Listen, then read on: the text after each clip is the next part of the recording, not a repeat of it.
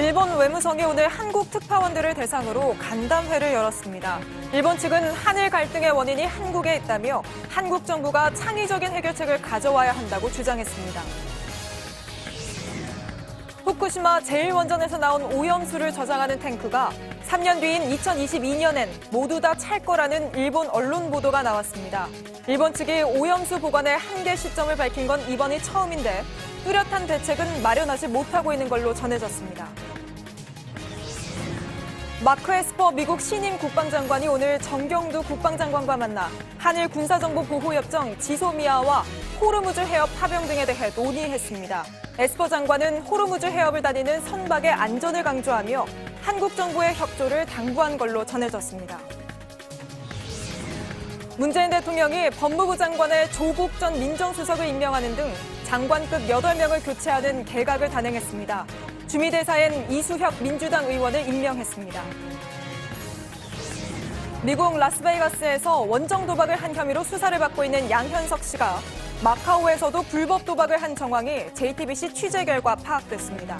경찰은 마카오 자금도 추적 중인데 금액은 미국보다 훨씬 많았을 것으로 보고 있습니다. 한국콜마 윤동한 회장이 막말 등이 담긴 동영상을 직원들에게 시청하게 하면서 파장이 일자 회사 측이 사과문을 발표했습니다. 어제 JTBC 보도 이후 논란이 커지자 사과문을 낸 건데 정치권에서도 비판이 나오는 등 파장은 계속되고 있습니다. JTBC 뉴스룸 지금 시작합니다.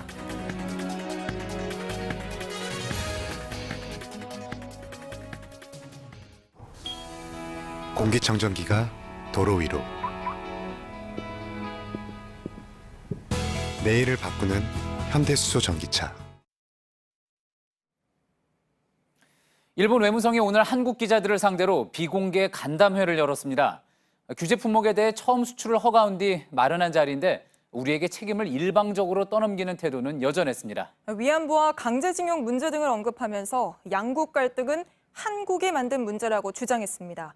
그러면서 한국이 창의적인 해결책을 내놔야 한다고도 했는데요. 이런 가운데 일본 기업들도 타격을 입으면서 중국 공장 등을 통해 한국에 수출하는 방향을 모색한다는 일본 언론 보도도 나왔습니다. 예, 그러면 먼저 도쿄 연결해서 오늘 외무성 간담회 내용부터 알아보겠습니다. 자, 윤서령 특파원, 일본이 또 한국에 책임을 돌리는 발언을 했다고 하는데 구체적으로 어떤 이야기입니까? 네, 오늘 기자간담회에 참석한 외무성 관계자는 강제징용 문제의 해결책으로 출구를 찾기 위해서는 한국이 우선 해결책을 제시해야 한다고 말했습니다.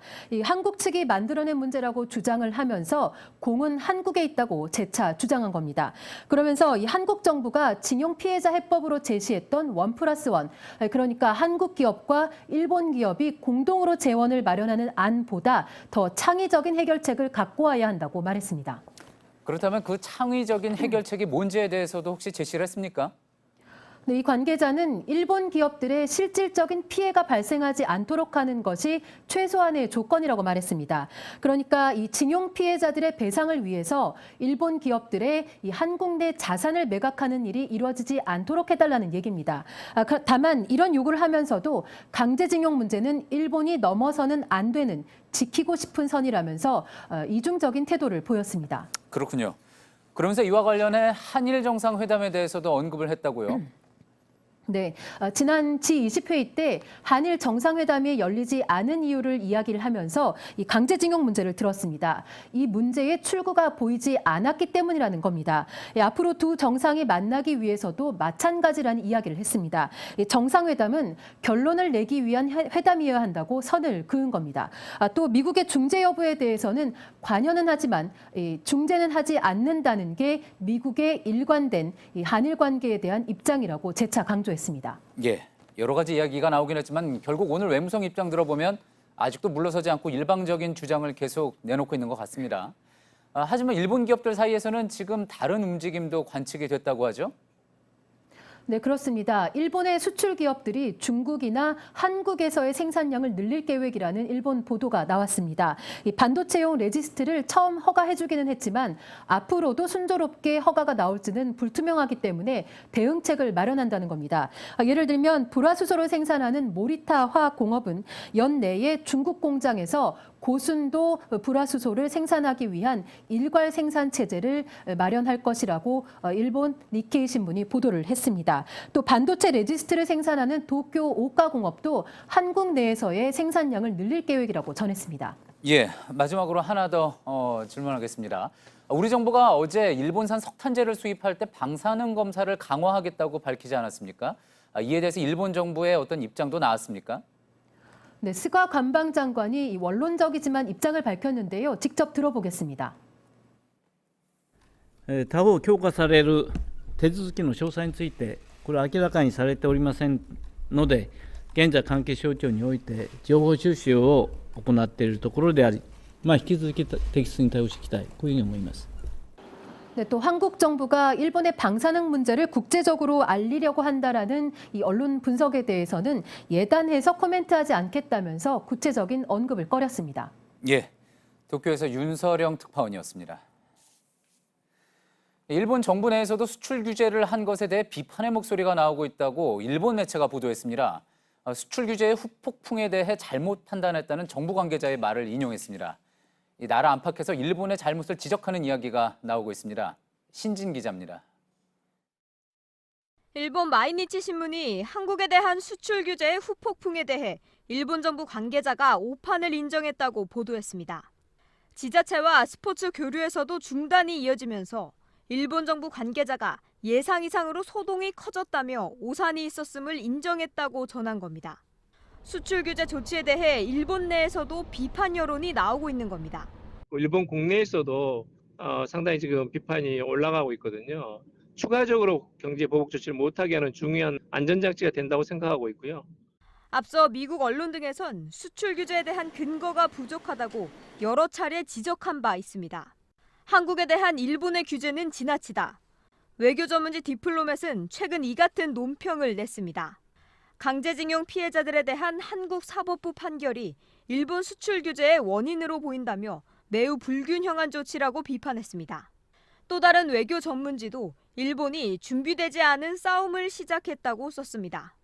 수출 규제를 발표하면서도 제대로 된 근거를 대지 못했고 일본 당국자들의 입장은 모순되고 모호하다는 겁니다.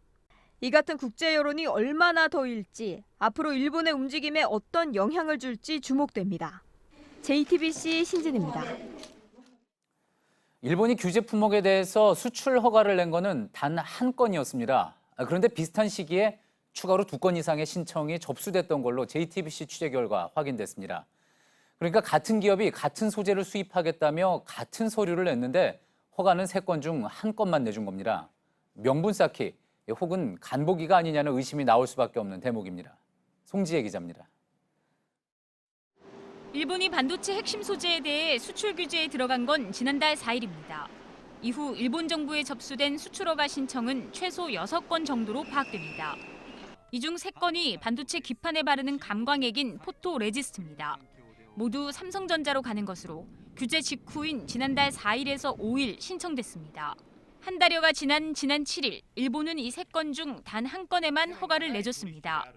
같은 기업이 같은 소재를 수입하겠다는 것이라 일본 정부에 낸 서류도 똑같습니다. 그런데 허가를 내주는 시점은 다른 겁니다. 정부 관계자는 일본이 일종의 간보기를 하는 것 같다며 3건 중 물량이 적은 1건만 골라 내줬을 가능성도 있다고 말했습니다. 수출 금지가 아닌 관리라는 명분을 쌓기 위해 최소한의 물량만 일단 풀었을 가능성이 높다는 겁니다. 동시에 우리의 반응을 보며 허가 물량을 조절하려는 의도도 읽힌다는 게 정부와 업계의 시각입니다. JTBC 송지혜입니다. 예, 지금 우리 정부가 사실상 모든 분야에서 대응책을 마련 중인데요. 특히 소재 부품 분야에서 연구 인력을 확보하는 게 관건입니다. 병역 자원이 부족해 당초 이 분야의 병역 특례를 줄이려고 했던 정부가 이를 재검토하기로 했습니다. 박유미 기자입니다. 일본의 수출 규제에 대한 대응책이 추가로 나왔습니다.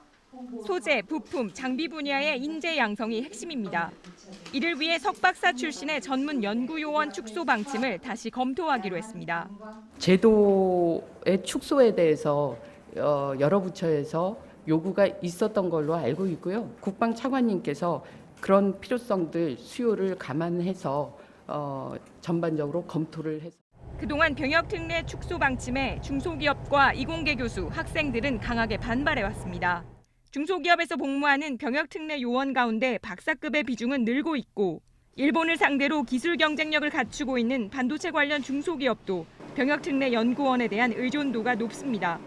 굉장히 기술력 있지만 일반인들에겐 잘 안 알려져 있잖아요. 전문 연구원이나 이렇게 바인딩할 수 없다면 잘 안 오는 거예요. 정치권에서도 전문 연구 요원을 오히려 늘려야 한다는 목소리가 나옵니다. 결국은 우리는 과학기술 역량이 원천 기술 확보에 있어 취약점이 드러났고 오히려 전문 연구 요원 제도가 더 필요하다. 국방부 관계자는 병역 특례 규모 등 기술 개발에 도움이 되는 방향으로 관계부처와 협의하고 있다고 말했습니다. JTBC 박유미입니다. 일본 도쿄전력이 후쿠시마 원전의 오염수 저장 탱크가 3년 뒤면 모두 다 찰 거라고 밝혔다는 현지 보도가 나왔습니다. 그렇지 않아도 일본 정부가 여기 있는 방사능 오염수 100만 톤을 곧 방류할 거라는 환경단체 주장이 나와서 논란이 됐었죠. 오염수는 이렇게 계속 생기고 있는데 마땅히 처리할 방법은 찾지 못하고 있습니다. 김소현 기자입니다. 후쿠시마 제1원자력 발전소 부지에 대형 물탱크가 늘어서 있습니다. 970개의 탱크에 115만 톤의 오염수가 보관돼 있습니다. 원전 안에 남은 핵연료를 식히려고 물을 계속 투입하다 보니 하루 평균 생겨나는 오염수가 170톤에 달합니다. 정화를 해도 일부 방사성 물질은 제거할 수 없어 오염수를 물탱크에 담아온 건데 이젠 탱크를 둘 땅마저 부족해졌습니다. 도쿄전력은 2022년 여름쯤이면 오염수 탱크가 모두 찰 거라고 밝혔습니다. 한계 시점을 밝힌 것은 처음입니다.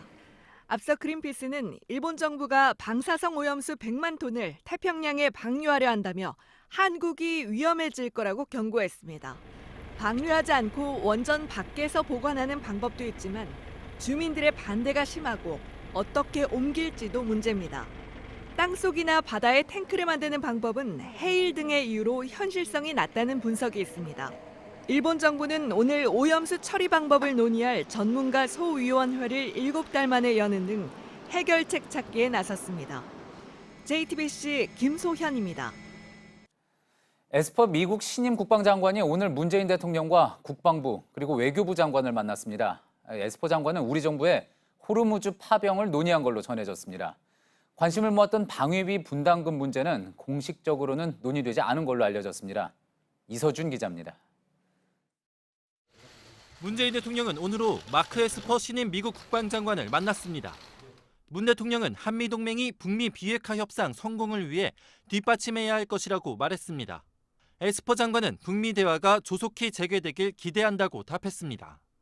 하지만 이 자리에선 방위비 분담금 문제와 호르무즈 해협 파병 등은 논의되지 않았다고 청와대 관계자가 밝혔습니다.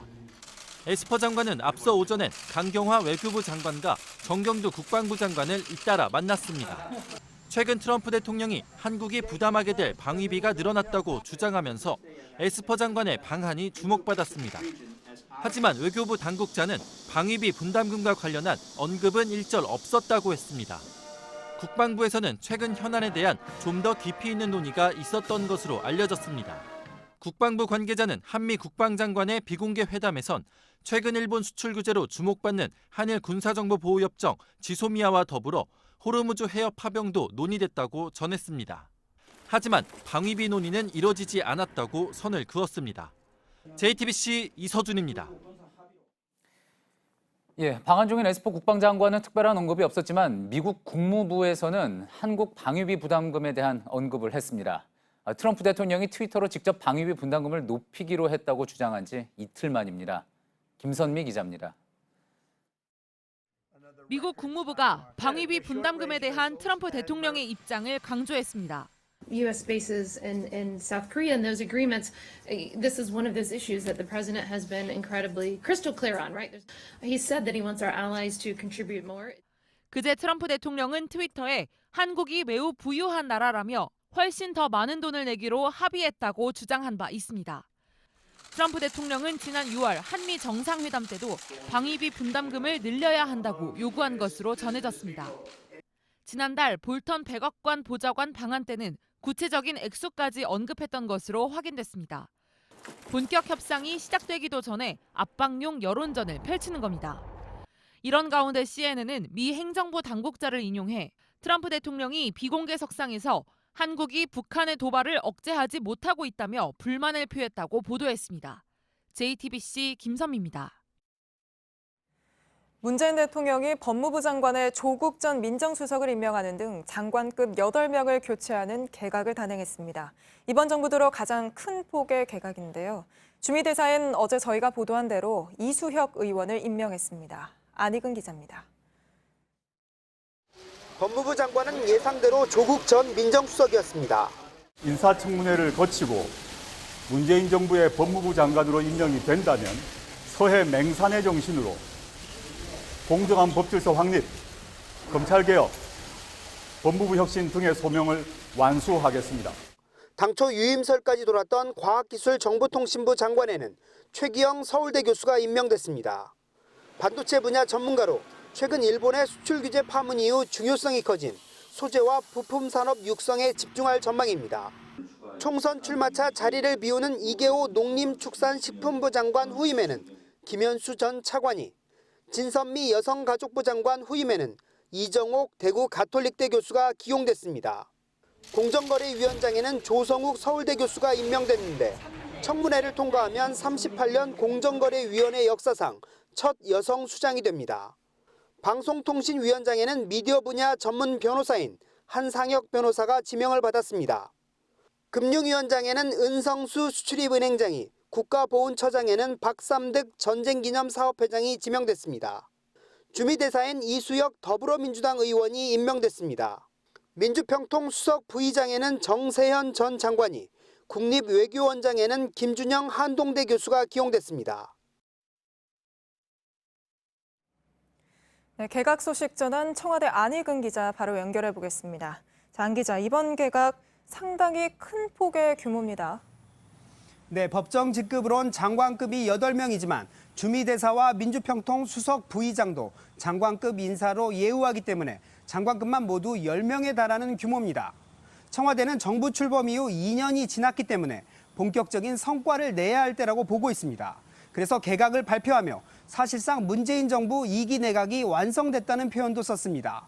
고민정 대변인의 말 들어보겠습니다. 정부는 국민들이 느낄 수 있는 성과를 창출해 모든 국민이 함께 잘 사는 포용국가 실현에 매진할 계획입니다. 네, 법무부 장관은 윤석열 검찰총장 인사와 마찬가지로 야당의 강한 반대에도 불구하고 결국 대통령 뜻을 밀고 나간 거잖아요. 배경을 좀 간단히 짚어보죠. 한마디로 민정수석으로 공수처 법안, 검경수사권 조정안 등 사법개혁안을 만들어냈으니 법무부 장관이 돼 사법개혁을 마무리해달라는 주문입니다. 조국 후보자 역시 임명 소감을 통해 공정한 법질서 확립, 검찰개혁, 법무부 혁신 등 3가지 과제를 소명으로 제시했습니다. 조국 후보자가 청문회를 통과한다면 김조원 민정수석, 윤석열 검찰총장과 함께 문재인 정부 2기 사정라인 구축이 마무리될 전망입니다. 일각에선 이런 우려도 있습니다. 그 법무부 장관과 검찰총장이 사법개혁 큰 틀에서는 같은 생각을 하더라도 검경 수사권 조정 같은 강론으로 들어가면 다른 이야기를 할 수 있지 않느냐, 이런 우려가 나오는데 어떻게 좀 봐야 할까요? 네, 참여연대는 최근 검찰 인사를 놓고 요직인 기조실장을 검사가 독점하고 과장급에도 여전히 검사 영향력이 크다고 비판을 했는데요. 앞으로 조 후보자가 장관이 돼 탈검찰화에 얼마나 속도를 낼지, 이에 대해 검찰은 어떤 입장을 보일지 지켜봐야 할 부분입니다. 또 검경 수사권 조정을 놓고 윤석열 총장이 이렇다 할 입장을 보이지 않고 있어 강론으로 들어갈 경우 실세 장관과 실세 총장이 어떤 입장을 보일지도 변수입니다. 네, 오늘 또 눈에 띈 장관 후보자가 최기영 과학기술정보통신부 장관 후보자입니다. 지명 배경을 어떻게 봐야 할까요? 당초 유영민 현 과기부 장관의 유임 가능성도 컸는데요. 막판에 최기영 서울대 교수가 급부상했습니다. 최 교수는 시스템 반도체 분야 최고 전문가로 알려져 있는데요. 일본의 수출 규제 사태로 가장 먼저 규제 대상이 된 부분도 반도체 분야이고, 이후 우리 정부는 소재, 부품, 장비 부문의 국산화를 위해 R&D 분야에 집중적으로 예산을 투입할 계획을 세우고 있습니다. 이번 과기부 장관은 임무가 아주 분명한 겁니다. 네, 지금까지 청와대에서 안희근 기자였습니다. 네, 개각이 발표되자 한국당은 사실상 모든 공세를 조국 내정자에 집중했습니다. 야당과 전쟁을 선포하는 개각이라는 말까지 나왔는데요. 하지만 정의당은 무난한 개각이라고 평가했습니다. 강희연 기자입니다. 자유한국당은 개각은 기승전 조국에 불과하다고 했습니다. 민정수석에서 법무장관으로 자리를 옮기는 걸 겨냥해 청와대가 검찰을 대놓고 장악하려 한다고 비판했습니다. 조국 수석의 강행은 결국 야당을 무시하는 것을 넘어서 야당과 국민의 단합을 이야기하면서 야당과 전쟁을 선포하는 그런. 한국당은 논평에서도 조 전 수석은 편파적이고 죽창과 매국을 선동하는 유화적 이분법의 소유자라고 했습니다. 외교안보라인 교체의 필요성을 강조한 야당의 입장이 반영되지 않은 것에 대해서도 비판이 나왔습니다. 국회와의 협치를 포기한 목리 인사라고 평가가 됩니다. 하지만 정의당은 대체로 각 분야의 경험과 전문성, 역량을 인정받은 인사를 배치한 무난한 개각이라고 평가했습니다. 정의당을 제외한 야당이 비판적 입장을 내면서 정부 여당으로선 쉽지 않은 인사청문회가 될 가능성이 높습니다. 여당은 흠집내기가 아닌 능력을 보는 청문회가 돼야 한다고 강조했습니다. 경제 비상시국이잖아요. 국회가 인사 청문회 과정들을 신속하게 밟아 나감으로써. JTBC 강연입니다. 네, 어제 뉴스룸에서 양현석 씨가 해외 원정 도박 혐의로 수사를 받고 있다는 소식 전해드렸습니다. 미국 라스베가스에서 6억 원 정도 잃었다는 내용이었는데 이게 다가 아니었습니다. 경찰은 양 씨가 마카오에서도 더 많은 돈을 쓰며 불법 도박을 한 것으로 보고 자금을 추적하고 있습니다. 이규현의 스포트라이트에서 취재한 내용을 박창규 기자가 전합니다. 양현석 씨가 마카오 카지노를 드나든 건 2000년대 초반부터로 알려졌습니다. 마카오 MGM 호텔 VIP룸과 전키방 등에서 도박을 한 걸로 경찰은 파악하고 있습니다. 양 씨는 미국에서도 MGM 호텔 카지노를 주로 이용했습니다. 한 번 도박할 때마다 150만 원짜리 칩을 5개에서 10개 정도 건 것으로 알려졌습니다. 도박 한 판에 750만 원에서 1,500만 원 정도 돈을 건 겁니다. 같은 전기방에서 도박을 한 제보자는 양 씨는 현금이 없어도 카지노에서 신용으로 얼마든지 돈을 빌릴 수 있었다고 말했습니다. 또 수금인이 한국으로 찾아오면 현금으로 갚는 형식이었다고 덧붙였습니다. 역시 이른바 환치기 수법이 동원됐다는 겁니다. 경찰은 돈을 조달하는 방법이 상대적으로 쉬웠던 만큼 마카오 불법 도박 자금 규모가 미국보다 훨씬 클 것으로 보고 있습니다. 또 양 씨 도박 혐의의 연속성과 상습성을 증명하는 고리가 될 것으로도 판단하고 있습니다.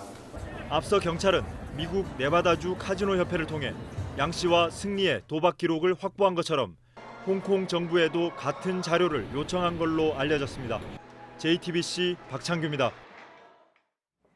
한국콜마 회장이 여성 비하와 막말이 담긴 영상을 직원들에게 강제로 보게 한 사실, 어제 저희 뉴스룸에서 보도해드렸는데요. 오늘 한국콜마가 대국민 사과문을 내놨습니다. 하지만 파장은 잦아들지 않고 있습니다. 어제에 이어 최재원 기자가 전해드립니다. 한국콜마는 오늘 국민 여러분께 사과 말씀드린다며 공식 사과문을 발표했습니다. 영상을 보여준 취지는 감정적으로 대응하거나 현혹돼선 안 되고 올바른 역사인식을 갖고 기술력으로 극복해야 한다는 것이라고 해명했습니다. 윤동한 한국콜마 회장은 최근 직원 수백 명을 대상으로 원례 조회를 가졌습니다. 이 자리에서 한 유튜버의 영상을 시청하도록 했습니다. 아베가 문재인의 면상을 주먹으로 치지 않은 것만 해도 너무나 대단한 지도자임에. 조회가 끝난 후 익명 게시판에는 극단적인 여성 비하와 막말이 난무하는 영상이 불편했다는 글이 올라오기 시작했습니다. 오늘 한국콜마는 사과문에서 윤 회장이 여성에 대한 부적절한 사례를 언급한 일은 전혀 없었다고 했습니다. 하지만 영상에는 여성을 비하하는 문구가 아예 제목으로 달려 있습니다. 보도 이후 포털과 소셜미디어엔 이 업체 제품에 대한 불매운동을 촉구하는 글이 쏟아졌습니다. 접속자가 몰리면서 한국콜마 홈페이지는 한때 마비됐습니다. 정치권에서도 지적이 이어졌습니다. 회장의 시계는 아직 독재 시대에 멈춰 있는 듯합니다. 일본 찬양과 한국 비하 발언을 입에 달고 살던 교장 선생님의 고문 같은 조회 훈화가 악몽처럼 살아난다는 비판도 나왔습니다. JTBC 최재원입니다. 어제 저희가 국가대표 출신 정종선 감독이 학부모들을 성폭행한 혐의로 수사를 받고 있다고 전해드린 뒤 학교는 정 감독을 대기 발령 내렸습니다. 정 감독이 학부모들 사이에서 갖고 있는 막강한 힘을 내세워서 범행을 저질렀다는 게 경찰 판단인데 왜 그렇게 보고 있는 건지 최수연 기자가 취재했습니다. 축구 사관학교로 불리는 서울의 언남고등학교입니다. 20년 가까이 이곳에서 축구를 가르친 정종선 감독은 지난 2016년엔 한국고교축구연맹 회장에도 올랐습니다. 대학교 축구 감독들에게도 영향력을 막강하게 미치고 서울시 축구협회장을 당선까지 영향을 미칠 수 있을 만큼 축구계에서는 막강한 영향력을. 학부모들은 정 감독이 학생들의 경기 출전을 결정하며 대학 진학에 막강한 영향을 미쳤다고 말합니다.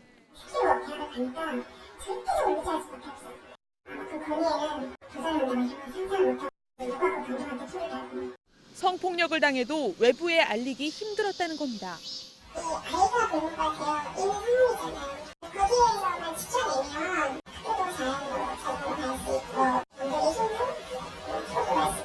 황당한 갑질도 수시로 이루어졌다고 주장했습니다.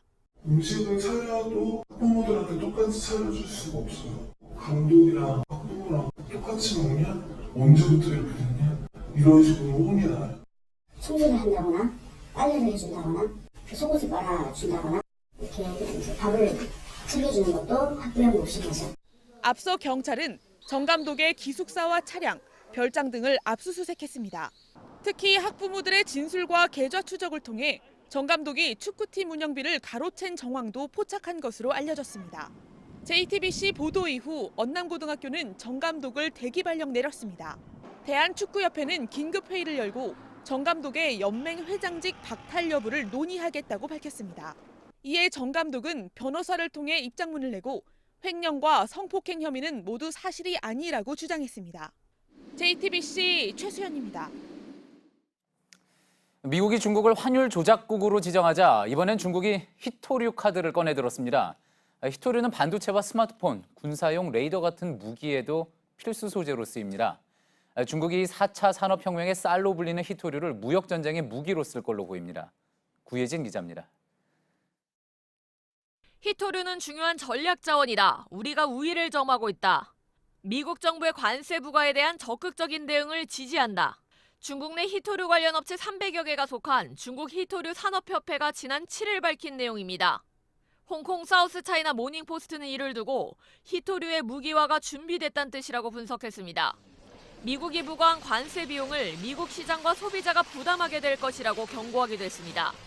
미국의 관세 부과에 대한 중국 정부의 맞대응을 시사한 겁니다. 히토류는 반도체와 스마트폰 등의 첨단 제품뿐 아니라 군사용 레이더 같은 무기를 만드는 데도 필수적인 소재입니다. 중국의 히토류 매장량은 전 세계의 40%지만 생산량은 90%에 달합니다. 채굴이 어렵고 유발되는 환경오염이 심해 생산국이 적기 때문입니다. 미국도 히토류 수입량의 80% 이상을 중국에 의존하고 있어 무역전쟁 이후에도 관세 대상에서 빼놓고 있습니다. 중국은 2010년 일본과의 영유권 분쟁에서도 히토류 수출 제한 카드를 쓴 적이 있습니다. JTBC 구혜진입니다. 이렇게 무역뿐 아니라 홍콩 문제를 두고도 미중 간의 갈등이 심각합니다. 미국 영사가 홍콩 시위를 주도한 인사들과 만나는 사진이 공개됐는데 미국은 외교관 정보를 누설했다면서 중국을 폭력배 정권이라고 비난했습니다. 중국은 강도 같은 논리라고 맞섰습니다. 워싱턴에서 임종주 특파원입니다. 홍콩 야당 지도부와 대학 학생회 관계자 등이 지난 6일 미국 영사와 만났습니다. 지난 2014년의 민주화 시위인 우산혁명을 이끈 조슈아 웡도 있었습니다. 여성 영사는 홍콩에 주재하는 미국 당국자입니다. 친중국 매체들은 이 당국자의 실명과 함께 사진도 보도했습니다. 중국은 미 영사관 고위 관계자를 불러 내정 간섭이라고 항의했습니다. 미국 정부에 해명도 요구했다고 밝혔습니다. 홍콩 시위에 미국이 개입한 증거라는 겁니다. 미국은 다른 나라 외교관들도 하는 일이라며 사진 공개의 배후에 중국 정부가 있다고 맞받았습니다. Leaking an American diplomat's private information, pictures, names of their children. I don't think that that's a formal protest. That is what a thuggish regime would do. 그러자 중국은 강도 같은 논리이자 패권적 사고라고 다시 반박했습니다.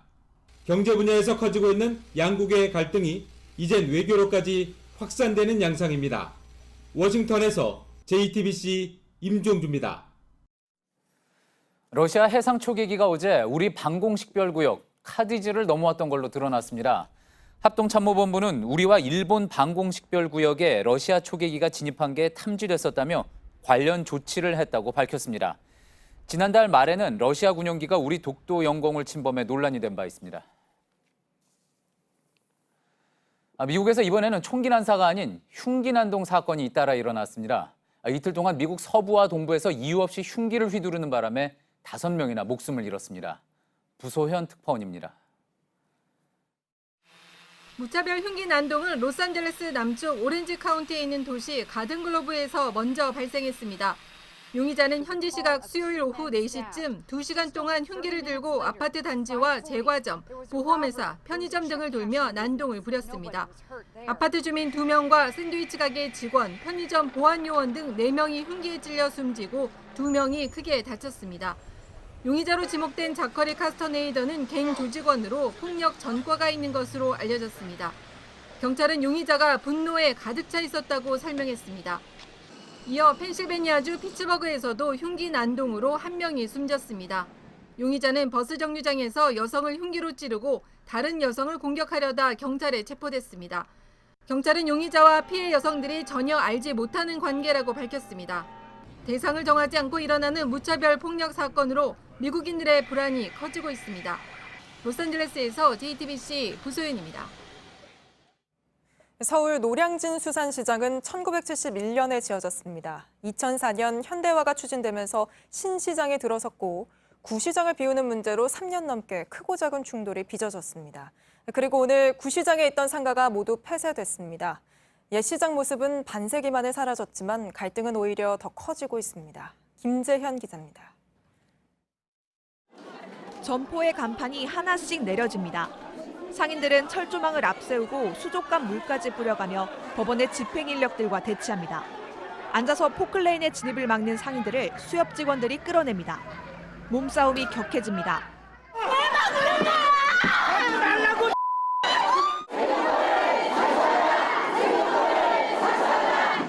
오늘 오전 10번째 명도 집행을 끝으로 노량진의 옛 수산시장 안에 있던 상점들은 모두 사라졌습니다.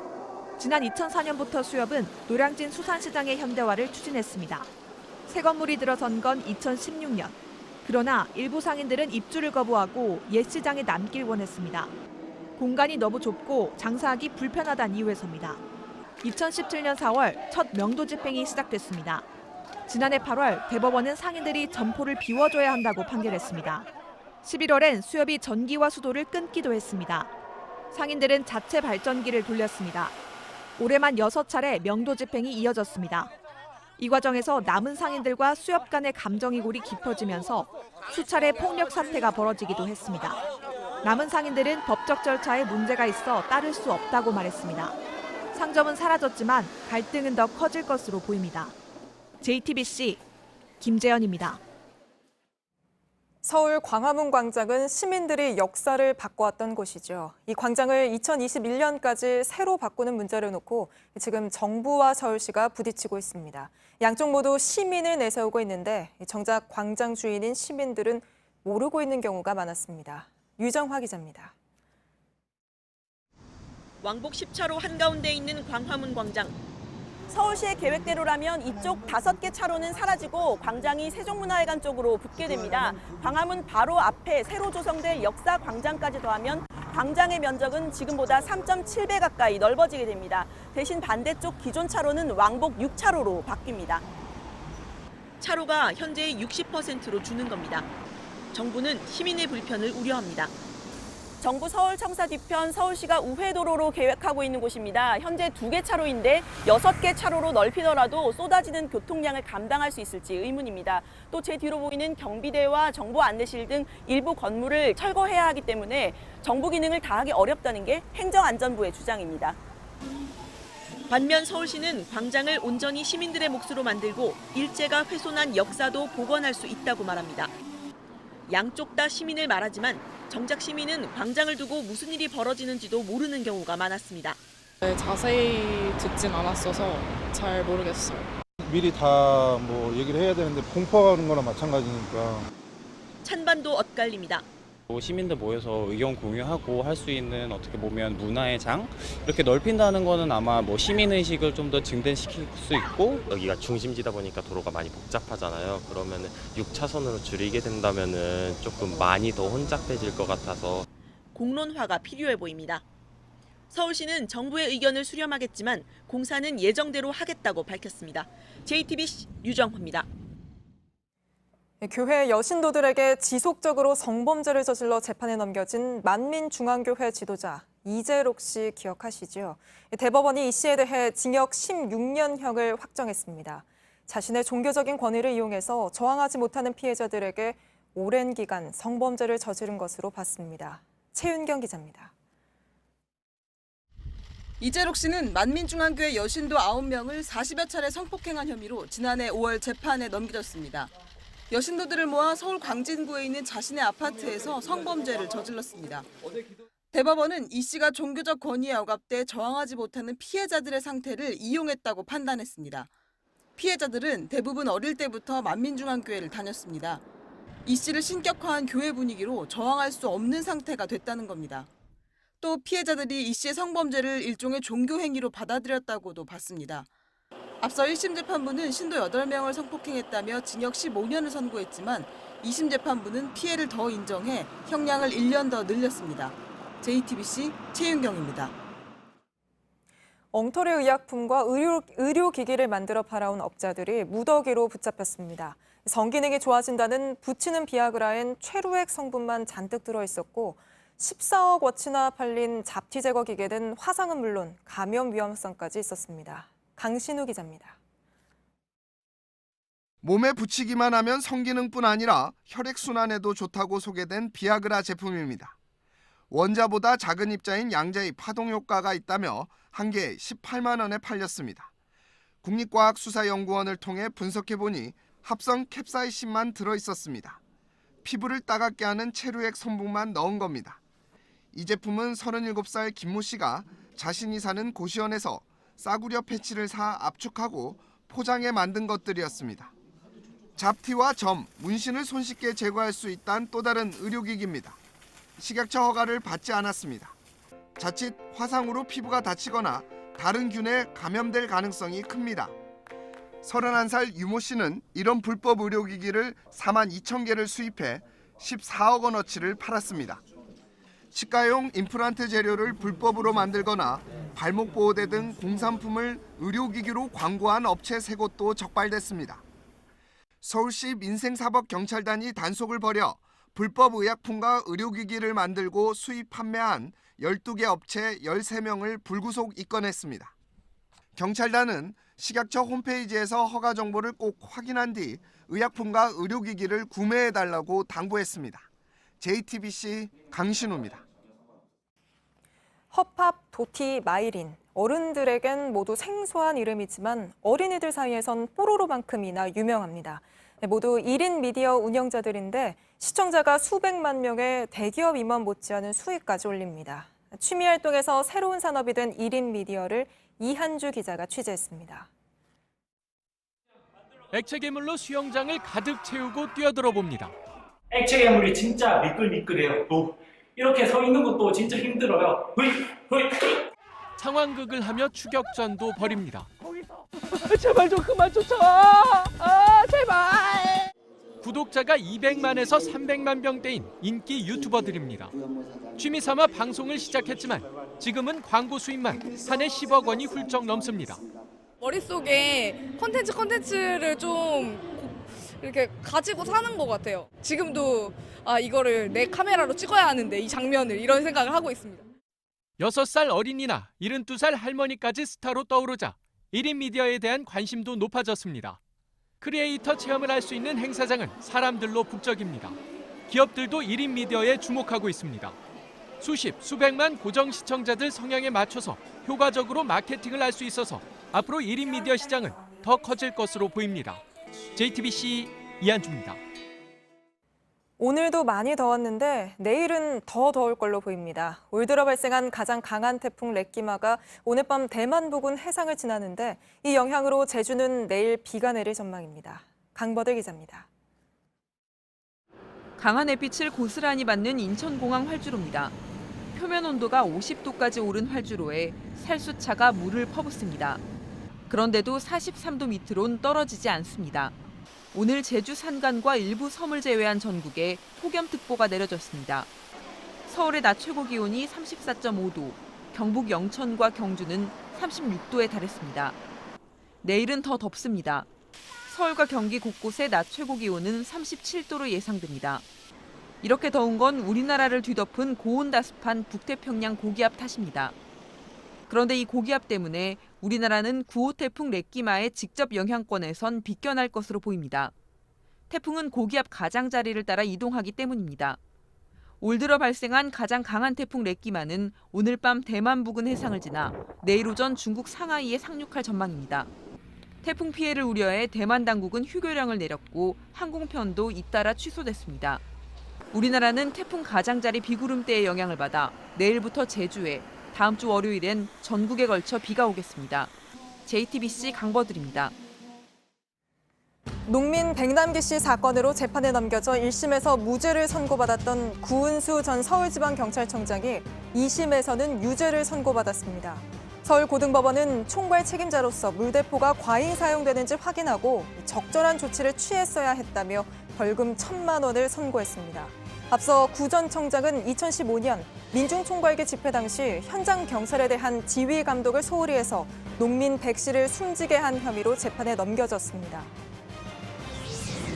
원세훈 전 국정원장이 재임 시절 미국 스탠퍼드 대학에 보낸 국정원 특수활동비 200만 달러, 우리 돈 약 24억 원을 검찰이 전액 환수했습니다. 미국 정부 등의 원 전 원장이 빼돌린 돈이 불법 자금이라는 점을 강조한 끝에 모두 되돌려받은 겁니다. 앞서 검찰은 원 전 원장이 2013년 퇴임한 뒤에 미국에 정착하기 위해 국정원 특활비를 개인적으로 쓴 것으로 보고 지난해 재판에 넘겼습니다. 필로폰을 투약한 혐의로 재판에 넘겨진 방송인 로버트 할리 씨에게 검찰이 집행유예를 선고해달라고 요청했습니다. 초범인데다가 반성하고 있다며 재판부에 징역 1년에 집행유예 2년을 선고해달라고 한 겁니다. 할리 씨는 법정에서 죽을 때까지 반성하며 살겠다고 말했습니다. 전북 임실과 경북 구미 등 전국 8개 목장에서 생산하는 치즈와 발효유 9개 제품에서 기준치를 초과하는 대장균이 검출됐습니다. 식약처는 해당 제품 판매를 중단하고 관련 업체에 행정처분 조치를 내렸습니다. 또 관할 지자체가 6개월 안에 다시 점검해 개선됐는지를 확인할 방침입니다. 미국에 있는 한인 고교생들이 위안부 피해자를 주제로 유튜브 영상을 만들었습니다. 이 영상엔 1991년 고 김학순 할머니가 최초로 위안부 피해 사실을 공개 증언하는 모습과 미국에서 처음으로 소녀상이 설치되는 장면 등이 담겼습니다. 미국 사회가 위안부 문제에 대해 인식이 부족하다는 점도 지적했습니다.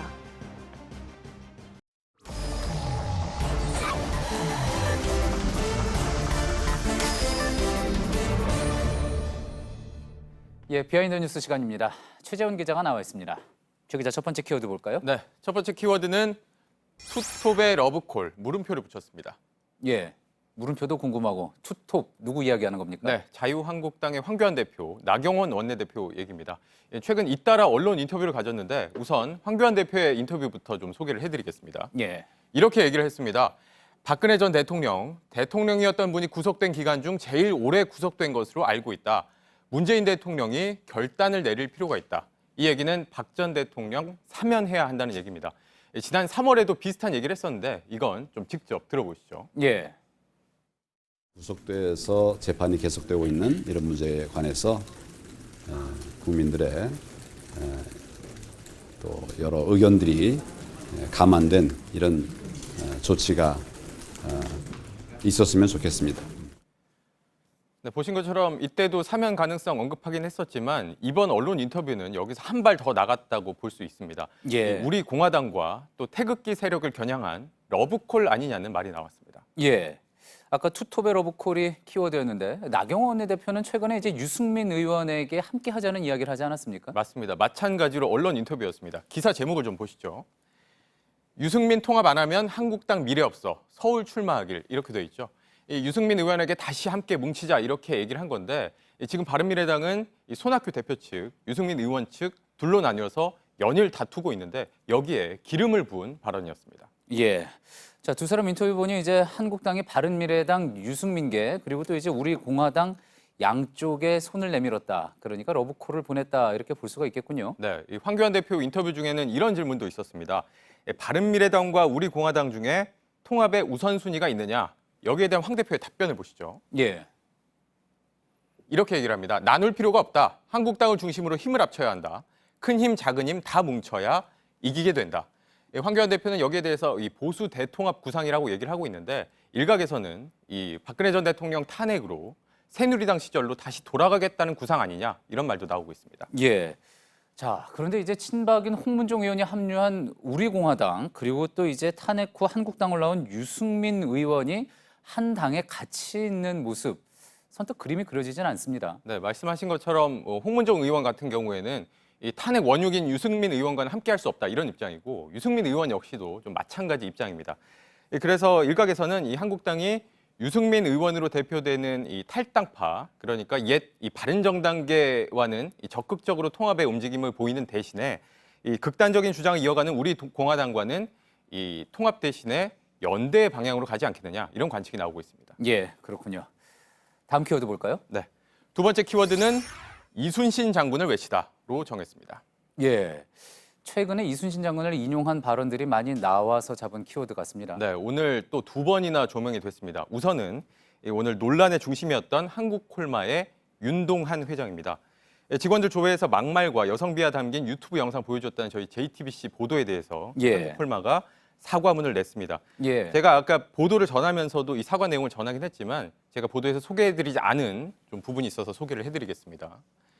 윤 회장은 이순신 장군의 정신을 전파하기 위해 이순신의 자를 딴 서울여해재단을 설립해 이순신 학교도 운영하고 있다라고 사과문에 덧붙였습니다. 예, 시청자분들 중에 또 눈치채신 분들도 있겠지만 최재원 기자가 이제 비하인드 뉴스를 진행을 하면서 어제는 또 이 부분에 대해서 가장 먼저 보도를 했습니다. 자, 그랬는데 오늘 사과문이 나왔는데 사과문 중에 이순신 장군에 대한 애정이 깊다 뭐 이런 내용을 전한 거였군요. 그렇다면은 그만큼 이제 본인에게는 어떤 역사의식에 문제가 없다 이 부분을 강조하려고 한 것 같습니다. 네, 실제로 윤 회장은 이순신 장군 전문가를 자처하고 있고 또 관련 책도 낼 정도입니다. 이 한국콜마는 이 문제가 된 윤 회장의 조회에 대해서 이 새로운 각오로 위기에 적극 대응하자는 메시지였다 이렇게 설명을 하고 있는데 이 이순신 장군의 말 중에 이런 말이 있습니다. 이 전쟁 앞두고 부하들에게 한 얘기입니다. 물령망동 정중여산. 이 뜻을 풀면 가볍게 움직이지 마라. 태산같이 침착하고 무겁게 행동하라. 예. 위기 때는 이렇게 행동해야 한다고 부하들에게 얘기했다는 것인데 이 윤 회장이 보여줬다는 유튜브 동영상과는 어울리지 않는 이 이순신 장군의 유명한 말입니다. 그렇겠군요. 예. 자, 윤 회장 말고도 이순신 장군을 오늘 두 번 언급이 됐다 그랬는데 또 언급을 한 사람이 있었습니까? 네. 이제는 법무부 장관 후보로 불러야 할 이 조국 후보자입니다. 먼저 오늘 밝힌 각오를 좀 들어보시죠. 예. 문재인 정부의 법무부 장관으로 임명이 된다면 서해 맹산의 정신으로 공정한 법질서 확립, 검찰개혁, 법무부 혁신 등의 소명을 완수하겠습니다. 예, 서해 맹산의 정신이요. 예, 서해 맹산의 정신은 이 이순신 장군의 한시에서 나온 서해 어룡동 맹산 초목지를 줄인 말입니다. 지금 보시는 사진은 이 백범 김구 선생이 이 충무공의 글씨를 본따서 쓴 것인데 내용은 이렇습니다. 이 뜻을 풀면 바다에 서약하니 물고기와 용이 감동하고 산에 맹세하니 초목이 안다라는 뜻인데 이 외적 무찌르겠다는 의지와 애국의 마음이 담긴 말이라고 할 수 있습니다. 일본과의 갈등이 계속되다 보니 애국의 상징이라 할 수 있는 이순신 장군이 여기저기서 인용이 되고 있습니다. 예. 이제 앞으로도 한동안은 이순신 장군이 계속 바쁠 것 같은 그런 느낌입니다. 예, 여기까지 듣겠습니다. 최재원 기자였습니다. 네, 오늘 밤샘 토론이 있습니다. 격변하는 한반도 정세, 국익 지킬 해법은 이라는 주제로 진행합니다. 평소보다 10분 빠른 12시 10분에 시작하는데요. 많은 시청 바랍니다. 예, 저희가 오늘 준비한 소식은 여기까지입니다. 시청해주신 여러분 고맙습니다.